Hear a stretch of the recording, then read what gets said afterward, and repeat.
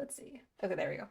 Hey everyone, I am so excited to be doing another podcast interview, and I'm so excited to welcome Rachel L. Schade on as our guest.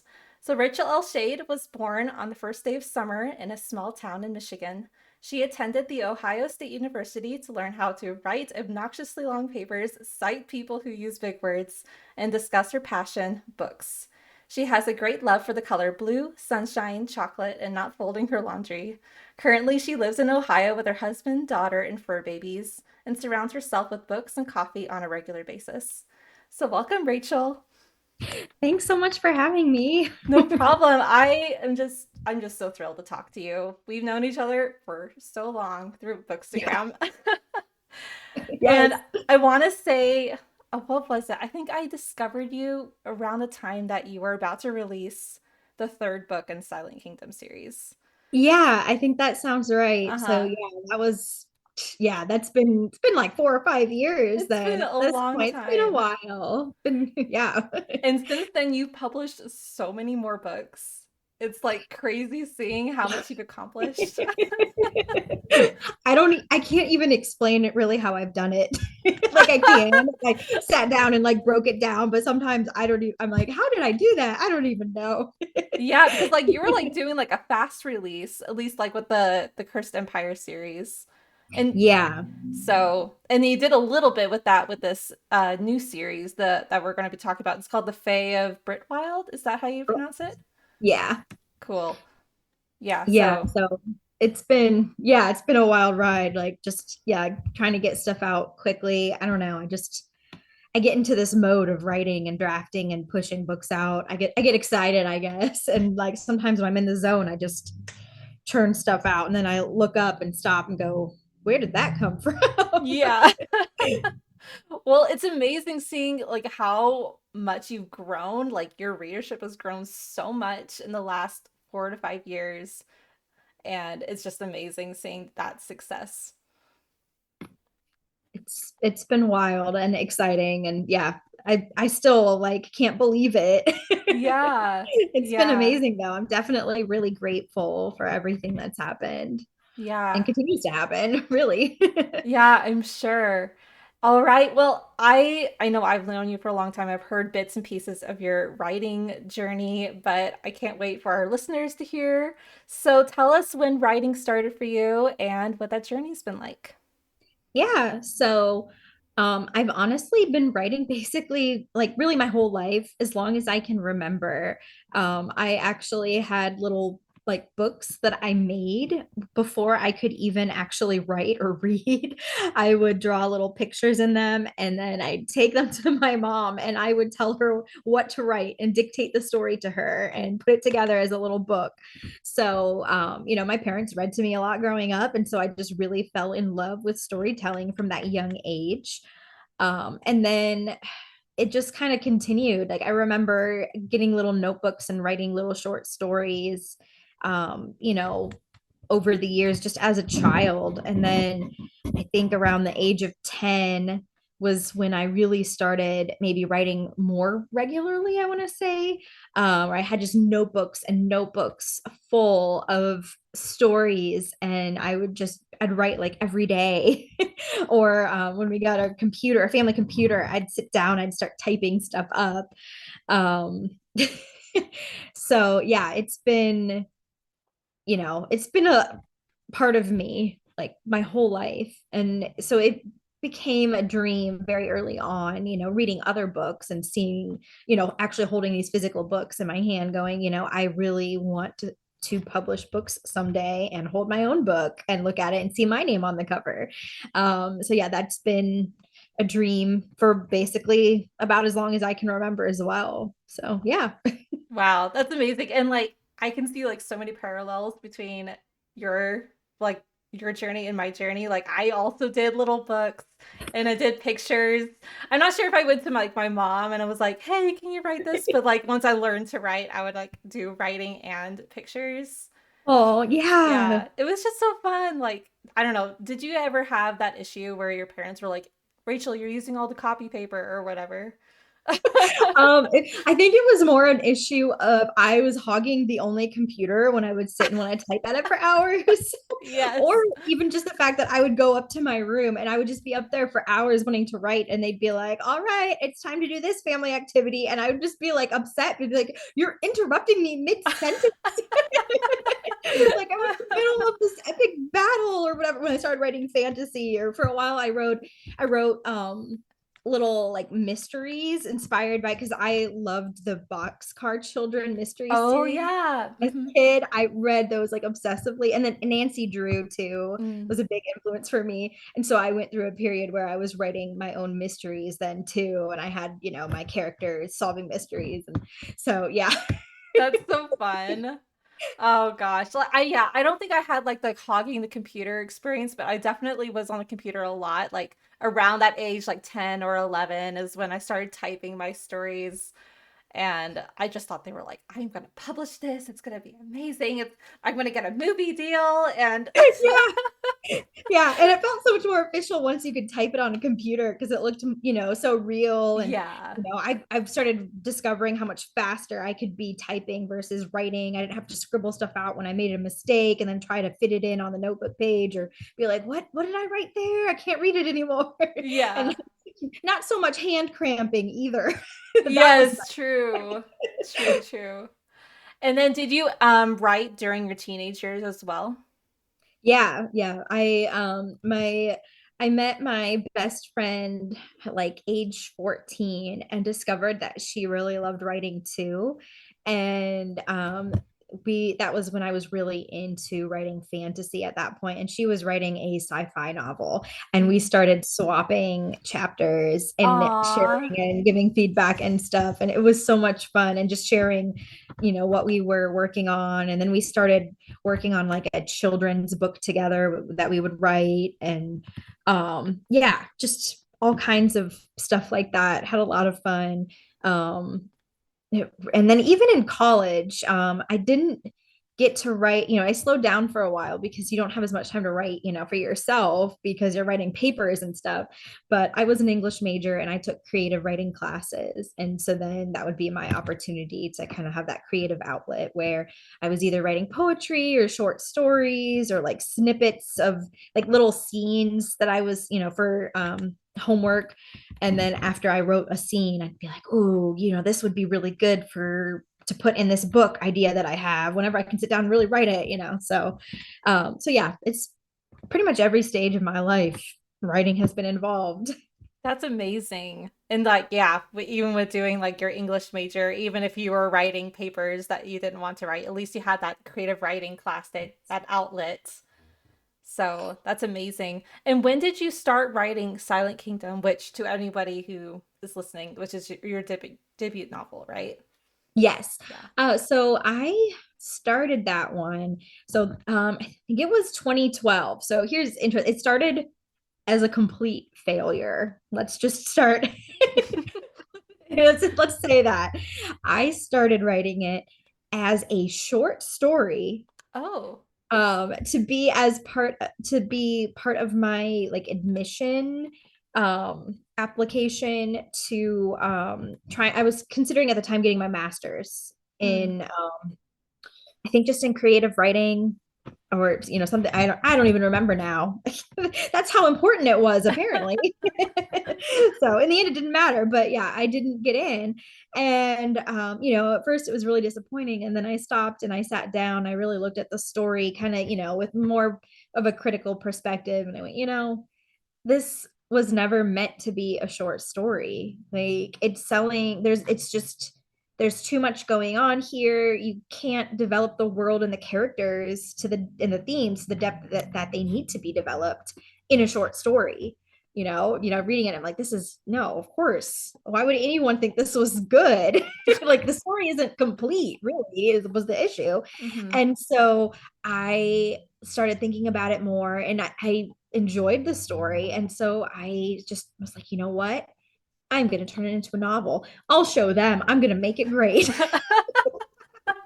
So maybe it was a little bit of an act of defiance too, of like, well, I can be a good writer. I'm going to prove it. And so I started working on developing it into a full length novel. I don't think I really got into that until maybe 2013 was when I think I was starting to work on it a little more regularly. And it took until like 2015 for me to have the draft pretty much polished up, complete, and ready to go. um I think it was basically what it is today, the final copy, the final version. And by then I had realized, oh, this is actually going to be a series. So it's even more than that. Yeah. So definitely a short story was never enough for it.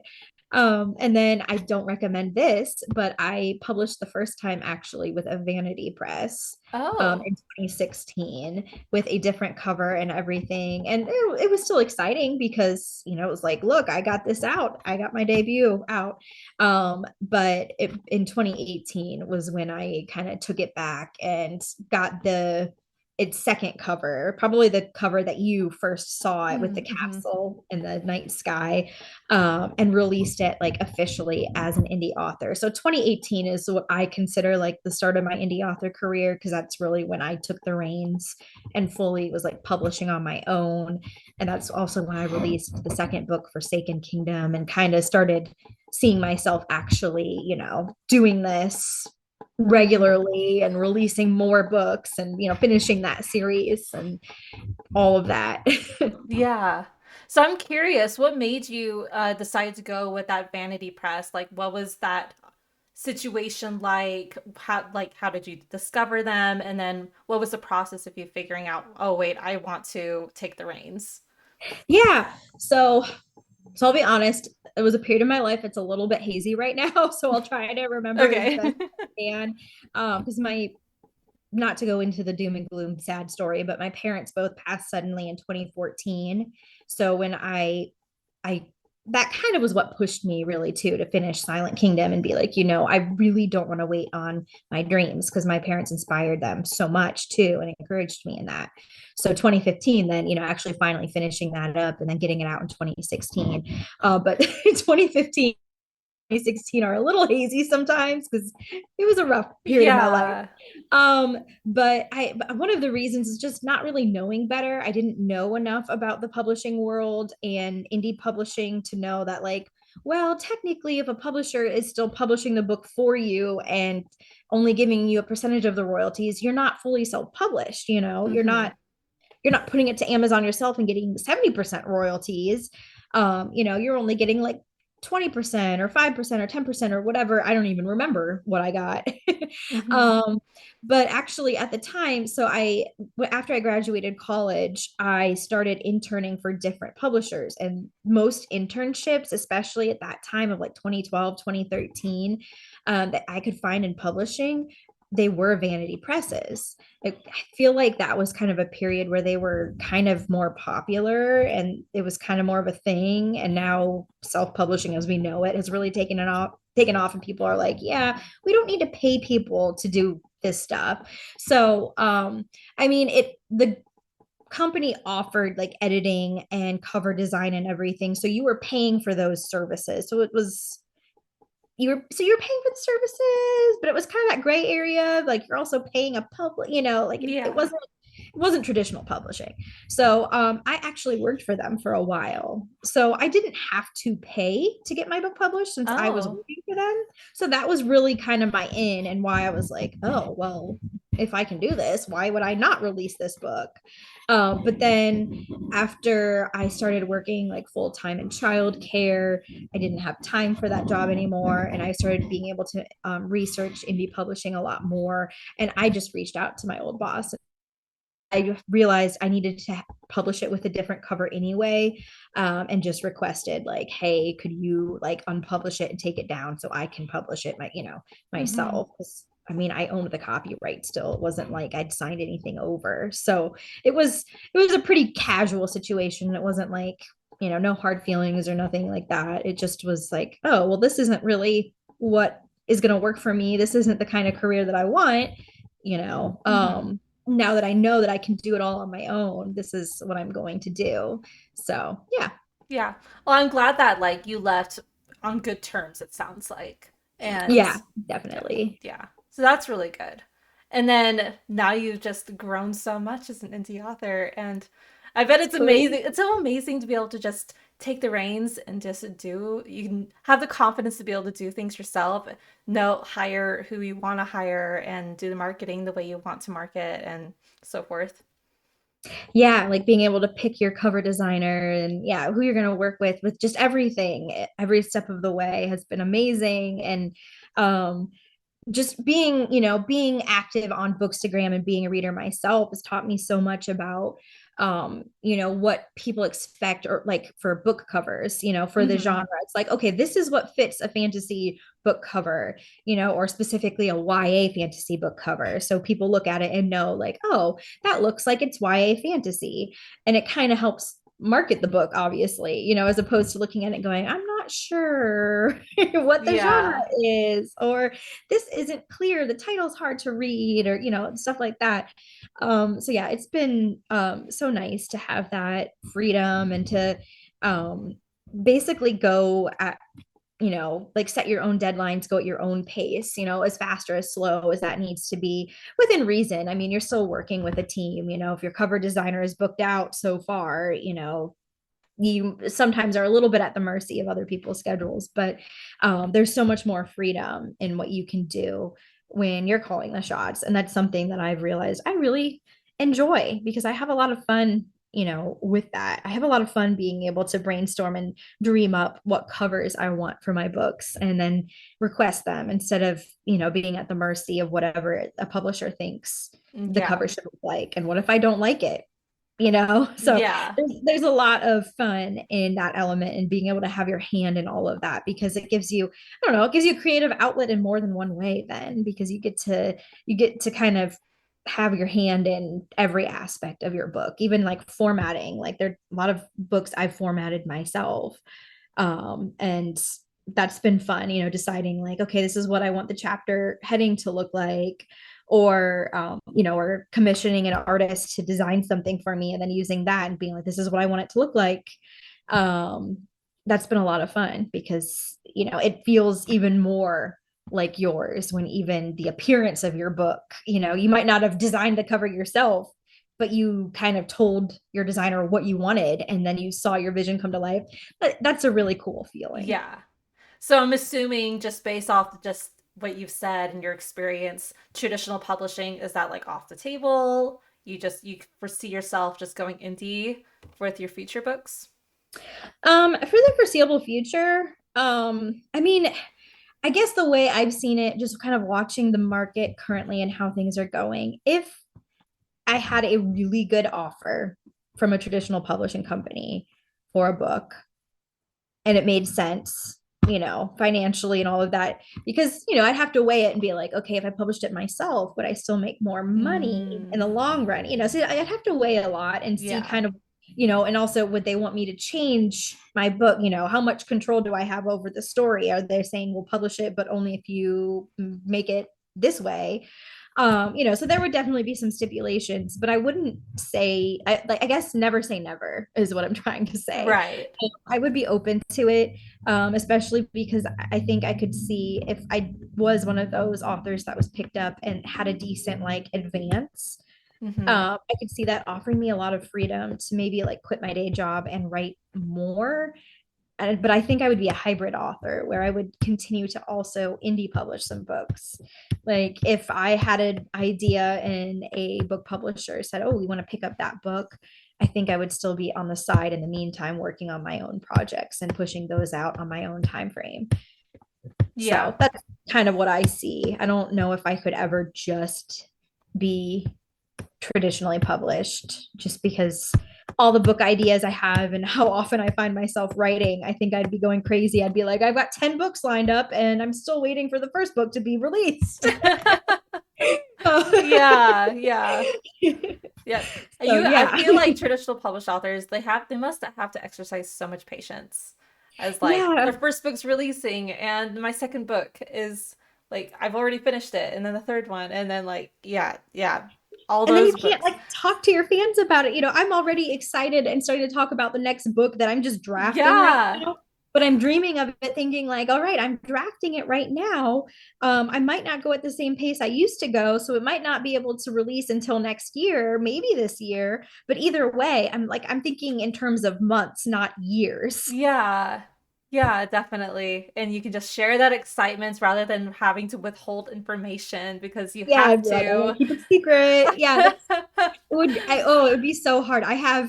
I mean, one of my other author friends even commented on one of my latest posts teasing the title of Uh-huh. the next upcoming book. And she's like, "You have no chill." And she's just like, teasing me. No, I don't have any chill.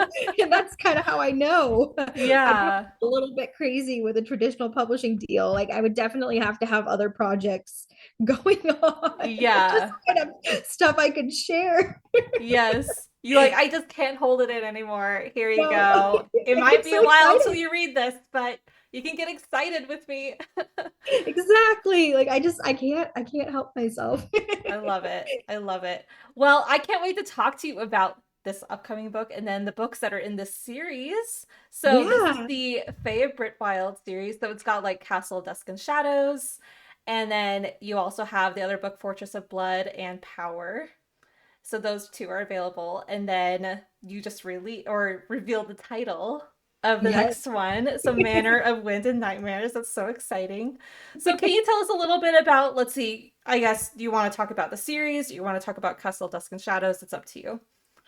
I guess I'll kind of talk about the series, kind of what inspired it in general, because they're Yeah. all they're all standalones, but they're all related and they're all set in the same world. So what really inspired me is I've always been a big Jane Austen fan. Just for years and years, especially, I've always been swooning over Pride and Prejudice and Mr. Darcy. And it was just something that my friends and my mom, even, we would sit down, we'd watch a lot of the movie adaptations, I'd read the books and just loved the way Jane Austen portrays romance and her humor as well in the books.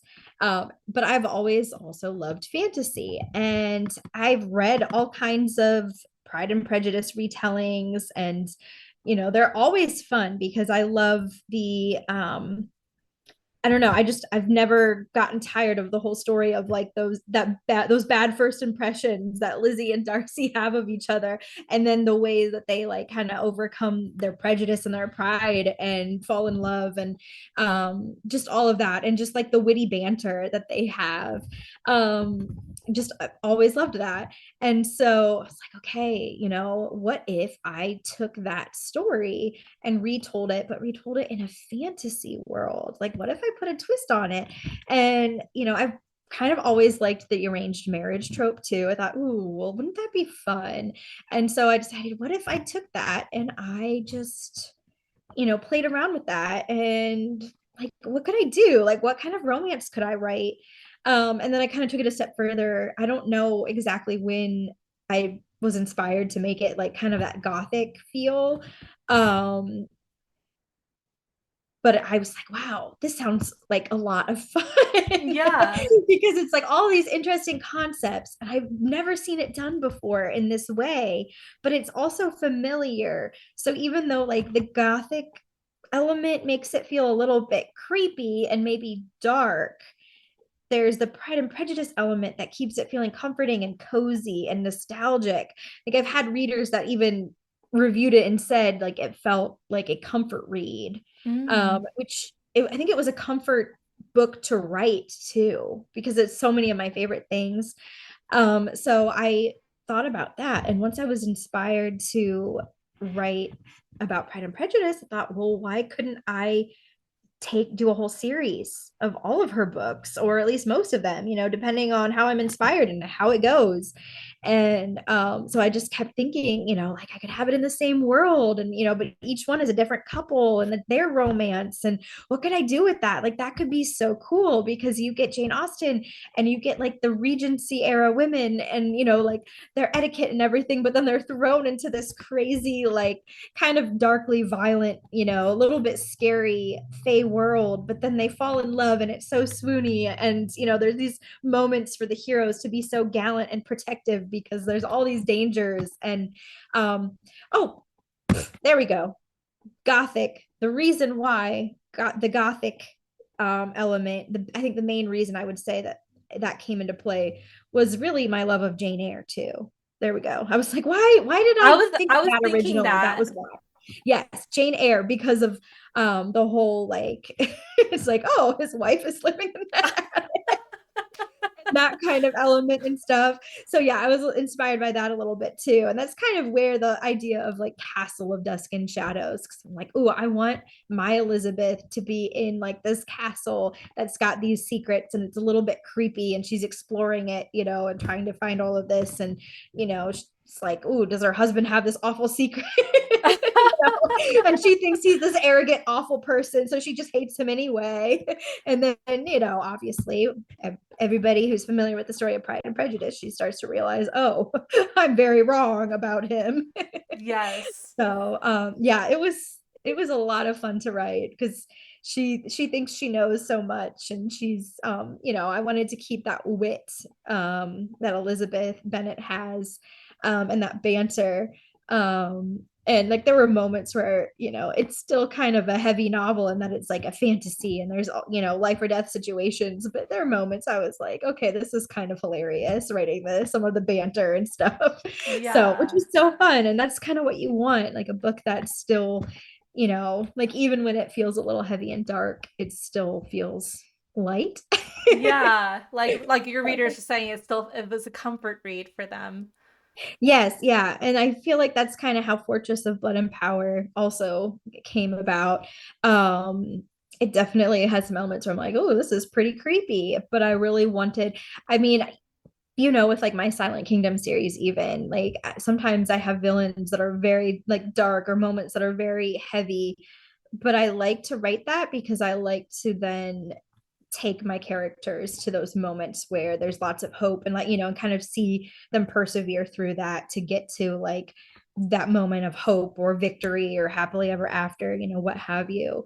So yeah, there's definitely like those heavy moments, but there's always a light at the end of the tunnel. Yeah. So yeah, Fortress of Blood and Power is my Mansfield Park retelling, which is actually my least favorite Jane Austen book.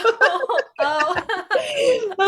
But I was really, I don't know, for some reason I was inspired to write that one next, because um it just really felt like one that would fit in the Fae world, because in the story of Mansfield Park, the main character is sent away.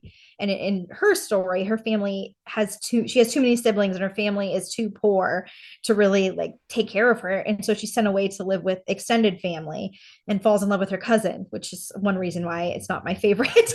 I'm always Oh. like, that's weird. Like it was normal for their time period. It was weird for me, especially because they like grew up together. Right. And but there's lots of pining in it, and like unrequited love, where he's falling for the wrong woman, and she's watching it happen, and then the wrong man is trying to pursue her, but she always stays very like um she sticks steadfastly to her convictions.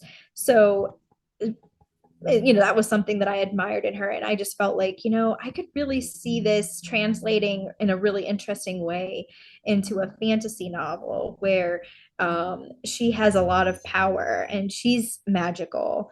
And she has to stay strong and do the right thing. But she falls in love with someone who's forbidden to her, not her cousin. And the villains are very actively like, they're the wrong people. They're like, her love interest is like with the wrong woman, and who is a villain. And the villain is sort of pursuing her too, and she's very steadfastly like staying to her true to her convictions, and she knows who she loves, but she's not supposed to be with him. And so there was a lot of like, I guess there's a lot of angst in that, and that it's like, Yeah. oh, we just want them to be, everybody would root so much. Like, I feel like in the reviews just and readers who've messaged me say they're rooting so much for the couple, and they're just like, we just want to see them together. And Aw. and they're so sweet to each other, and then it's like, but they can't be, the villains are so awful, like. So it was an interesting book to write, to translate over to like the Fey world and have like the magical elements, and having her like basically sent away from the human world into the Fey world and stuff. So it Oh, was fun. that sounds really fun. And like I mean both books sound so fun. Like I love the classic Jane Austen story, but mixed with like the fantasy that I love. And then I love the idea of like the gothic setting. I when you mentioned like your inspiration from Jane Eyre, even though it's not Jane Austen, it's still that time period. Yes. And it's just so intriguing and I love that feel. It's dark, but also like you had like you said you have those conversations between the characters that like the banter to make it more fun and Yes. I love that mix of bringing that classic that we love, that romance with the fantasy that we like to read too. So Yeah, it's just like, oh, so it's the fun. marriage of everything I love. Yeah, and It's like been like the romantasy. series of my passion. Like, it's been my passion project, I guess. Yeah, I'm sure. And like the romantasy genre has like boomed as well. So it like fits Yes. perfectly with that. Yeah. Yes, and I love that I can offer that in a time when it's booming, but it tends to be dark and smuttier. Yeah. And I am Yeah. offering something of like, hey, do you want the Jane Austen level romance where like maybe there's more kissing, but it's not smutty, maybe you want Yeah. something different. And for readers who want something different, um, it's been nice because I think a lot of people even have said, sometimes they still want kind of a, I don't know, I guess a dark fantasy where there's still like the gothic themes, or there's still some high stakes involved. And a lot of the books that are romantasy tend to have the smut in them. And then the Yeah. ones that don't have smut, they say tend to be more like rom-com, lighter stuff. And they're like, sometimes they Yeah. want something that's maybe a little bit heavier plot wise, but still doesn't have the smut. And I didn't realize that there was kind of a lack of that until I started writing it and got the feedback I did. And I was like, oh, I didn't know. I just was writing what I loved and what I was inspired by. And I'm like, of course I was gonna write Jane Austen with like the swoony, slow burn kind of romance. Like, she didn't write smut. Like of course like like why would I do that? Like, that doesn't fit. So Yeah. um it was just, I thought it was really interesting, the feedback I got, even from readers who said, oh, I do like spice, but I wanted something different. It's getting overdone. It Yeah. was really cool to see how many different readers responded to that. And yeah, apparently I was writing in an underserved niche and I didn't even know. Yeah, and it was the perfect time. And yeah, I'm the same way. I like that in between. Like I don't want something that's like smutty and dark, but also like also I mean, I do enjoy like the sweet romance. But like there's Yeah, something that's nice about like can I have the dark but also not the smut and it's still like yes, really swoony and romantic. So I love that. I love that in between. And it seems to be yeah. like getting a little bit more attention now. Like it seems like there's other authors who are writing that. Yes, I'm noticing more and finding them and connecting with them, which I love because, there's all kinds of readers. And if we're writing that because that's what we love, then obviously there's others out there that love that too. So, Yeah. yeah, it's really nice. Because, yeah, sometimes I do want a light rom-com, but I don't want that all the time. Sometimes I want something heavier. Yeah. Something that makes me maybe think a little bit more, or I'm on the edge of my seat, like, oh my goodness, like, like I know it's a romantasy, so I know the couple's gonna end up together, but how, like, this is Yeah. intense and suspenseful and emotional. Or, I've had readers who message me and they're like, your book made me cry. I'm like, well, Oh. good. I'm glad you felt something. I felt things when I wrote it. But in the Uh, end, you're happy, right? yes. It's so funny. Like I love how like romance just plays us that way. Like there's some people who don't like romance because they say, "Oh, it's too predictable." But it's like, well, who cares if it's predictable? We know they're going to end up together. We want to read the journey. Exactly. I want to know how the characters grow to be together and how they Yeah. change or what they overcome to be together. It's like, like with Castle of Dusk and Shadows, my characters had to grow to see like, oh, the ways that they were flawed and overcome those flaws and like better themselves basically in order to be together. And that's really a cool thing to read about. Like, and that's why Yeah. Pride and Prejudice never gets old. And then with Fortress of Blood and Power, it was like my couple had to fight and overcome so many different odds. And you're just like, how are they going to overcome all of these things? Like, how can they be together? Like, you're just like, please. And Yes. yeah, I love that. Um, and then with I thought my next one was going to be an Emma retelling, but then I was inspired more over my maternity leave to do Persuasion. And Persuasion is all about second chance romance and really Mm-hmm. about forgiveness too, because of the things that broke the main couple up. There's a lot that he really has to forgive because he feels like she broke off their engagement. And so I was like, oh, this could be a really interesting take in the Fae world. And there's that I was sent to kill you, or like you marry the assassin marries the love interest because they want to kill them or they have to kill them for some reason. I was like, oh my goodness, what if I took that? And that was the thing that like broke them up. Oh. I'm like, that would be a pretty heavy thing. And I'm Yeah. like, man, that requires some second chance romance and forgiveness. So Definitely. playing with that idea, I'm really excited and think that could be really interesting. And it's a trope that people love and have seen a lot, but I'm like, ooh, this could be done in a slightly different way, because like Persuasion is about a romance that happened years ago and then they meet up again and fall back in love. So I'm kind of writing this is the early draft, so we'll see how things actually go, but currently I'm drafting it with like two timelines, like the past where Oh, they yeah. initially like meet and fall in love, and then the present when they have all of that baggage to then overcome. So I'm like, oh, because that would be interesting, because Persuasion, Yeah. you never get to see them actually fall in love, you just hear about it. I'm like, but I Yeah. really like the falling in love part. So yeah, we'll see how the final product goes, but I think that's kind of how. So yeah, it's been fun to write because I'm like, ooh, yeah, we get to see and then kind of compare, because it's like you read one chapter and you're like, oh, this is where they were and this is where they are now. So Yeah. Oh, that's yeah. so intriguing. And yeah, I'm like so intrigued to read this now. And that's something I love about Second Chance. It's like when people write Second Chance where you can see the past and where they were before, I personally love those so much more because yeah, you get intrigued of like, Yes. okay, what happened? And then you can see where their love started. And that's the part that I love the most. I love to see where their relationship started first.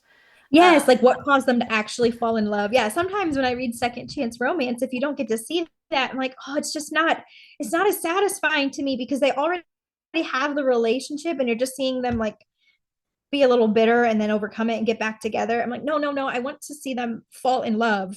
right. And then, obviously they have something breaks them up, or there's something that pulls them apart for a while, but I need to see the initial falling in love first too. Yes, I exactly. feel I like want to you're see more both. committed then. Yeah, I love that. I'm so excited. So, how many more books do you think you would want to do? Because I know, like, Jane Austen has obviously more. So, Yeah. So I definitely have some early ideas for an Emma retelling as well. Like I said, I did think that one was actually going to be the next one, and then I mhm. just kind of got a little stuck on it. So I've jumped over to the Persuasion. So that one, so Emma's definitely in the works too. So that would be book 4. And then I know I'd want to do Sense and Sensibility for sure. Um, I don't know about like Northanger Abbey. Like some of her others are a little bit, lesser known. I guess it'll just kind of depend as I keep going and Mhm. how the other books do and how inspiration strikes. I feel like Sense and Sensibility, that was definitely going to be one of the last, if not the last book, because because of it being about two sisters and two romances, I think it's going to have to be at least a Yeah, dual POV, probably a longer book, might even have to be two books, just to be able to fit it all. Like I could right. just see it being a little bit longer and a little bit more involved. So, yeah, we'll see how that goes because I want to be able to give both stories the justice they deserve. And, I'm like, man, it's like two stories in one. Yeah. But yeah, we'll see. Yeah, that would totally make sense. And yeah, I was curious like if Emma Sense and Sensibility of those two were come to play since those are some other well-known books of Jane Austen's, but Yes, that's yes. so And I have exciting. some ideas for Sense and Sensibility I'm excited about. So I think it'll be a lot of fun to write. Emma is kind of intimidating me because I feel like out of all of Jane Austen's books, it's the most known for its humor. And I Right. feel like it's going to be really interesting to kind of figure a good way to still honor Oh, that and keep the humor when it's gothic. yes. That'll be a very Look at interesting. this. Yeah. And so I'm like, oh my gosh. So I have like the initial idea and I've got, but I'm just like, I don't know. Like this is gonna be hard. And it's like kind of a friends to lovers story, but then at the same time, like the way Emma's story plays out, like they're friends, but sometimes she feels like he's just correcting her, like she's like, does he actually like me? Or does he just Yeah. think I always need to be improved? And so I was like, I feel like it's sort of also like almost got like not an enemies to lovers, but like almost like a rivalry type thing going on, Right. so I'm like, that's going to be a really complicated relationship to write too, because like I need people to see that like deep down they have each other's back. Like my Emma character has to know that she's safe with him, but she would never in a million years think that he was like in love with her, like that kind of relationship of like, like, oh, but not make it seem like a sibling relationship either of like, oh man, it's my older brother telling me what, like that would be Yeah. gross. So it's Yeah, like there's yeah. a lot to like unpack there and like figure out. And so I think that's kind of why it ended up going on the back burner because like I've got ideas, but I really want to make sure I get that right and do it justice because I think it'll be a really interesting dynamic to explore. And it definitely, both characters have to grow and change too. So it'll be a really cool way to explore their character development, but it's gonna take some work. Yeah, yeah, I can definitely see that. But it does sound like it would be a very interesting scenario and book to read. So I'm excited to see what you come up with as time goes on. So, Thanks. all right. Well, I'm curious what one piece of advice you would give to a writer, and then one piece of advice you give to an author or aspiring author. Yeah. Okay. So, I mean, honestly, one of the biggest things that's helped me is just to write regularly. And that doesn't mean that you need to write every single day because it's just not always possible. Um, it doesn't make you less of a writer or, mean that you'll never get published or something if there are days or even weeks or months where, you go through times where you're just not writing as much. I've definitely been there, where I've had times where I've gone for months without writing anything at all. But when you have an idea, when you have a book that you're really passionate and excited about, making the time, trying to at least make a few times a week, even if it's just like 10 minutes here and there, to sit down and work on it. It makes a huge difference because you see yourself grow so much more as a writer because obviously you're getting that time into practice, but also, it just helps you with your momentum with the story itself. I find, if I have to take too much time away from a book, you start to forget so much of, your inspiration or what you planned to do with characters or, like, wait, this character, the side character, what was, what was their story arc going to be? Like, it's so easy to just kind of lose that. And it's so much harder to get back into it. And, it just gets, I don't know, it just gets discouraging too, I'd say, really. So just the more you can kind of commit to that, um, and just carve out a special time for yourself, 5 minutes, 10 minutes, a few times a week where you're like, this is my time to sit down and write, because I'm really passionate about this story. It's how I've somehow managed to publish as many books as I've had. It's just making Yeah. making the time for it. So yeah. Love Yeah, that I advice. guess that's really what I'd say for authors who want to get published too. Yeah. Same kind Yeah. of thing, because if you want to get published, you can't let that manuscript just sit around. You have to commit to regularly working on it. And the more you sit down and do that, the more you're going to grow as an author. And the sooner you're actually going to finish that manuscript and be able to get to the point where you're editing and polishing and actually publishing. Yeah, I love that advice, and it's something that I even like stick to right now. And like I'm about to publish my fifth book, so it's like even as like an author, it's still something we have to constantly commit to. And then with future books as well, because it can be daunting to start like a new project. Yes, every time, no matter how many books Yes, you've released, you're like that blank page, and you're like, oh, I think I've forgotten how to write. yes, I know. I sometimes feel that way. And it's true, like setting apart that time, even if it's not every day, but just setting apart some time in your week to work on your project. I think that's a really good advice and it keeps you consistent. Yeah, it does. It keeps you consistent. You grow regularly, and um, yeah, you're not experiencing those moments of staring at a blank screen and feeling like you forgot how to write as often, because you're doing it regularly enough that you're like, all right, yeah, I did this yesterday. I can sit down for 5 minutes and write a few words again today. Like I've got, you kind of get into a rhythm and have that flow going. So it's like running. If you do it regularly every week, it gets easier and you see progress. But if don't commit even just to run a mile here and there, you're gonna struggle more and more when you do sit down and try to do it again. You're like, wait, my body has forgotten this a little bit. So yeah, Yeah. same kind of thing. Yeah, definitely. I totally agree. Okay, let's get into some rapid fire questions. Okay. All right. So, what is your favorite trope? Oh, well, being a romanticy author, I love romance.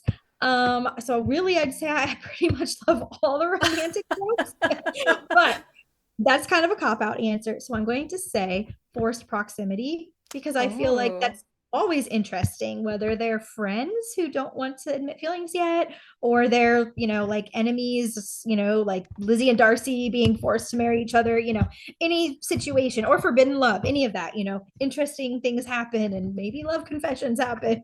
yes, Yeah, forced yes. proximity.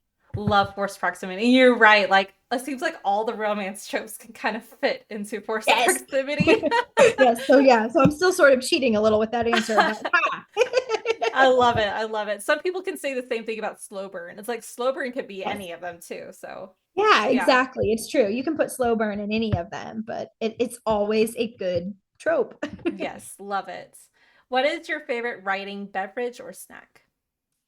Coffee. Yeah, that's Need a the fuel, popular need the go-to. caffeine. Yeah. Gets you going, gets you fired up. Yes. And then what is your favorite book currently? Oh, this one I am really struggling with.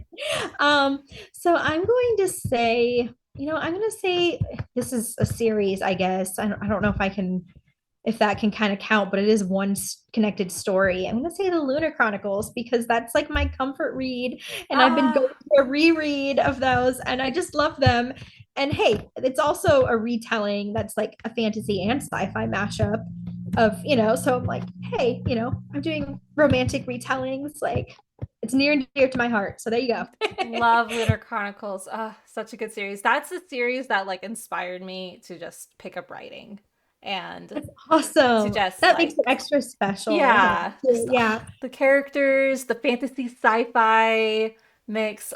Just it's so good. I just love that every character and every couple, they all feel so unique and all of their dynamics feel so different. Each of their romances has a Mhm. different feel to it. I just think she did such a great job with that. It doesn't feel like, oh yeah, this is cute, but it just feels like the same romance story told again. No, like each one, it's like, wow, this couple has a completely different dynamic. And I love that. Like it's just Yes, ugh. I And love they're it. all so swoony. Like you root for all of them. You want to see them all together. You're just like, it melts my Yes, heart every time. I love it. I'm due for a reread. It's been too long since I've read that series. Oh, So good. so good. And then what are you working on currently? So persuasion retelling for sure. I kind of started working on a possible novella set in the same world of Favorite Ooh, Wild. But I'm kind of it's kind of sitting on the back burner too. I'm kind of like still figuring that one out and toying with it. So I don't really want to make promises and talk too much about it because we'll yeah. see what actually comes of it. But I think it would be cool to kind of throw out there and add to the world if creativity keeps flowing for it. But yeah, my main focus right now has been the persuasion retelling manner of Wind and Nightmares. Can't wait. Can't wait. And then where can readers find you? So I hang out most on Instagram. I do have a TikTok where I've been posting sometimes here and there. But yeah, mostly way more present on Instagram. And I do have a Facebook page that I'm really bad about about updating. So really, if you want to engage with me, Instagram is the best place. Awesome. Good to know. All right, Rachel, I had so much fun chatting with you and Me just too. it was so great. Thank you so much for having me. No problem.